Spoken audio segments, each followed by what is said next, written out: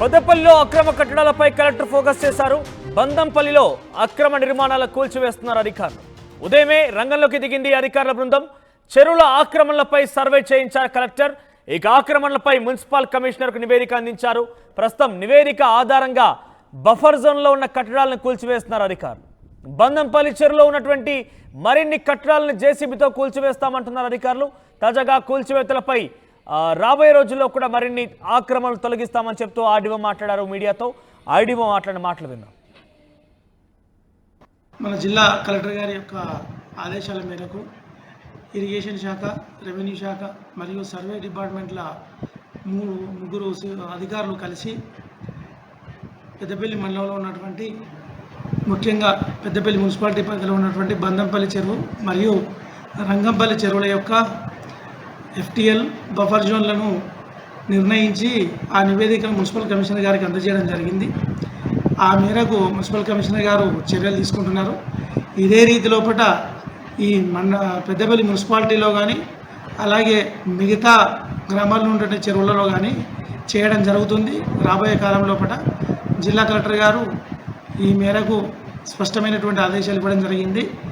ఈ అన్ని మన మండలాల్లో ఉన్నటువంటి డివిజన్ పరిధిలోని అన్ని మండలాల్లో ఈ విధంగా చేయడం జరుగుతుంది. తాజాగా బందంపల్లి చెరువు దగ్గర ఉన్నటువంటి అక్రమ కట్టడాలకు సంబంధించి కూల్చివేత ప్రక్రియ కొనసాగుతుంది. ఉదయం నుంచే అధికార రంగంలోకి దిగారు. మరింతగా కూడా ఆక్రమణలను తొలగిస్తాం రాబోయే రోజుల్లో అంటున్నారు ఆర్డీఓ. కలెక్టర్ ఆదేశాల మేరకే ప్రస్తుతం ఈ పనులు కొనసాగిస్తామని చెప్తున్నారు. ఏకంగా హైదరాబాద్లోనే కాదు, ఈ రకమైనటువంటి అసెట్ ప్రొటెక్షన్ ఏదైతే ఉందో, చెరువులు, నాలాలు, కుంటల్ని కాపాడేటువంటి ప్రక్రియ తెలంగాణ రాష్ట్ర వ్యాప్తంగా ముమ్మరంగా కొనసాగుతుంది. తాజాగా పెద్దపల్లిలోని బందంపల్లి చెరువును కాపాడేందుకు అధికారులు ప్రయత్నం చేస్తున్నారు. మరిన్ని అప్డేట్స్ చంద్రశేఖర్ దగ్గరికి వెళ్దాం. చంద్రశేఖర్, హైడ్రా తెలంగాణలో, హైదరాబాద్లో ఏ రకంగా విస్తరించి అసెట్ ప్రొటెక్షన్ కోసం ప్రయత్నం చేస్తోందో, క్షేత్రస్థాయిలో ముఖ్యమంత్రి రేవంత్ రెడ్డి ఆదేశాల మేరకు కలెక్టర్లకు నిర్ణయం తీసుకుంటూ ఈ ఆక్రమణల్ని తిరిగి పునరుస్థానాన్ని తీసుకొచ్చే ప్రయత్నం చేస్తున్నారు. పెద్దపల్లిలో ఎటువంటి ఆక్రమణలు ఉన్నాయి, అధికారులు ఎటువంటి సర్వే చేపట్టారు?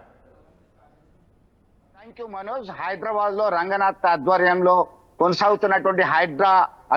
కొనసాగుతున్నటువంటి కూల్చివేతల పరిస్థితి అనేది తెలంగాణ రాష్ట్ర వ్యాప్తంగా విస్తరిస్తుందని చెప్పుకోవచ్చు. మొన్నటికి మొన్న ఖమ్మం పర్యటనలో సైతం సాక్షాత్తు రేవంత్ రెడ్డి ప్రకటించడం జరిగింది. అంతకు ముందే అధికార పక్షానికి సంబంధించినటువంటి నేతలు, ఇతర ప్రతిపక్షాలకు సంబంధించినటువంటి కొంతమంది నేతలు సైతం దీన్ని స్వాగతించారు. ఈ క్రమంలో ఎఫ్టీఎల్ ఫుల్ ట్యాంక్ లెవెల్ కి సంబంధించి చెరువులు, కుంటలు ఆక్రమణలకు గురయ్యాయి.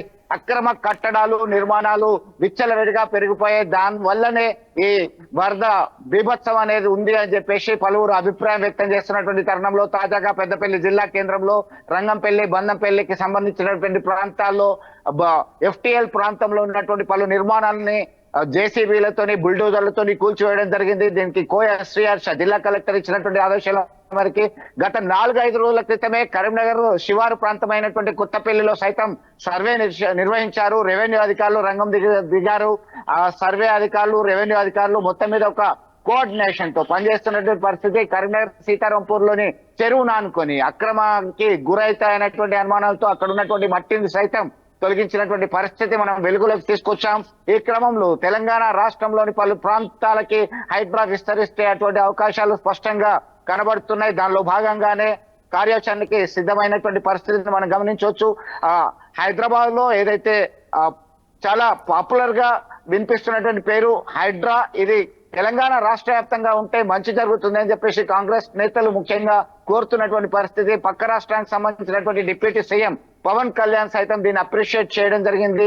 దీనివల్ల సామాన్య మధ్యతరగతి ప్రజలకి ఇబ్బంది కలగకుండా చూడాలని కొంతమంది మేధావులు కోరుతున్నటువంటి పరిస్థితి. ఎందుకంటే ఇప్పటి వరకు వాళ్ళకి హ్యూమనిటేరియన్ గ్రౌండ్ లో కూడా ఆలోచించాల్సినటువంటి అవసరం ఉంది అని చెప్పేసి మరికొంతమంది కోరుతున్నారు. మొత్తం మీద ఈ బఫర్ జోన్ కు సంబంధించి, ఎఫ్టీఎల్ కు సంబంధించి ఆక్రమణలు ఏ ఉన్నా తొలగించాల్సిందే అనేటువంటి డిమాండ్ మాత్రం రోజు రోజుకు పెరుగుతున్న దృష్టిలో పెట్టుకొని వాళ్ళు రంగంలోకి దిగారు. పెద్దపల్లిలో కార్యాచరణ మొదలైందని చెప్పుకోవచ్చు మనోజ్. రైట్, అంటే ఇంకా ఆక్రమణలు ఉన్నాయా? ప్రస్తుతం కూల్చివేస్తున్నటువంటి ఆక్రమణలు అక్కడ ఇళ్ల నివాసాలు ఉన్నాయా, కమర్షియల్ బిల్డింగ్స్ ఉన్నాయా? అసలు ఎటువంటి ఆక్రమణలు గుర్తించారు? ప్రస్తుతం ఎటువంటి విషయాల్ని కూల్చేస్తున్నారు? ఇంకా సర్వేలో ఎటువంటి విషయాలు వెల్లడించే అవకాశం ఉంది?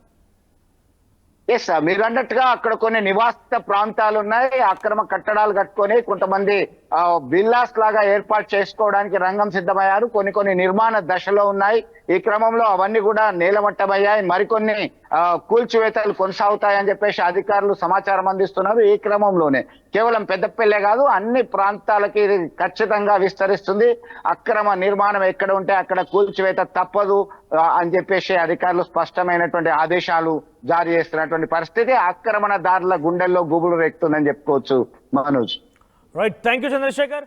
సో మొత్తం మీద హైడ్రా తెలంగాణలోని రాజధాని హైదరాబాద్లో ఏ రకంగా ఉక్కుపాదం మోపుతోంది, ఆక్రమణలను ఏ రకంగా కూల్చివేస్తోంది, అక్రమదారి అడ్డదారి తొక్కే వారిని ఏ రకంగా కొంత కంట్రోల్ చేసే ప్రయత్నం చేస్తుందో చూస్తున్నాం. ముఖ్యంగా ప్రకృతిని కాపాడేటువంటి పనిలో హైడ్రా నిమగ్నమైంది. అసెట్ ప్రొటెక్షన్ అంటూ కూడా మనం చూస్తున్నాం.